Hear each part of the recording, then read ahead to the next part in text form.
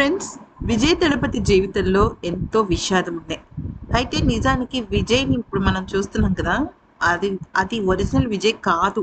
ఎందుకంటే తన చిన్న వయసులో అంటే తనకి దాదాపుగా 15, 16 సంవత్సరాలు వచ్చే వరకు ఎంత యాక్టివ్‌గా ఉండేవాడంటే అసలు అల్లరి చేసేవాడు. తోకలేని కోతిలాగా ఉండేవాడు.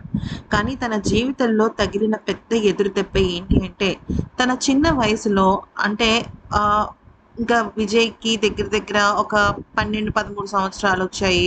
ఆ టైంలో తనకి ఒక చిన్న చెల్లెలు పుట్టటము అంటే వాళ్ళ మదర్, ఫాదర్‌కి. ఇంకా ఆ చెల్లెలంటే తనకి పంచ ప్రాణాలనమాట. అప్పటి వరకు సింగిల్ కిడ్‌గా పెరిగిన విజయ్ ఒక్కసారిగా చెల్లెలు పుట్టిన తర్వాత అసలు ప్రపంచం అంతా ఇంక చెల్లెలే ఉందేమో అనుకున్నాడనమాట.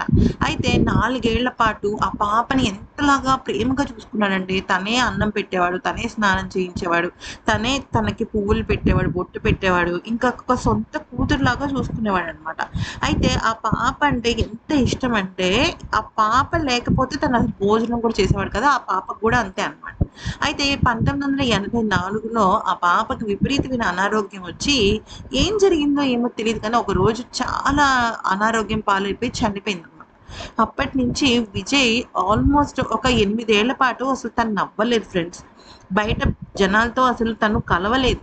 అయితే ఆ తర్వాత తనకి కూతురు పుట్టిన తర్వాత తన చెల్లెల పేరు కలిసొచ్చేటట్టు విద్య అని పెట్టుకున్నాడు. దివ్య, విద్య అని పెట్టుకున్నాడనమాట.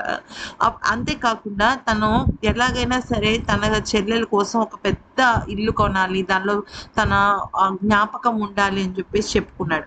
అయితే ఏదైనా జరిగినా తను 10థ్ క్లాస్ పాస్ అయినా, ఇంటర్మీడియేట్ పాస్ అయినా ఏదైనా సరే తన సమాధి దగ్గరికి వెళ్ళి పువ్వులు పెట్టి, వాళ్ళ చెల్లెలతో చాలా కబుర్లు చెప్పుకుని అలా వస్తాడు. అంటే తన చెల్లెలు ఇంకా అక్కడే ఉందని తను చాలా గట్టిగా నమ్ముతున్నాడనమాట.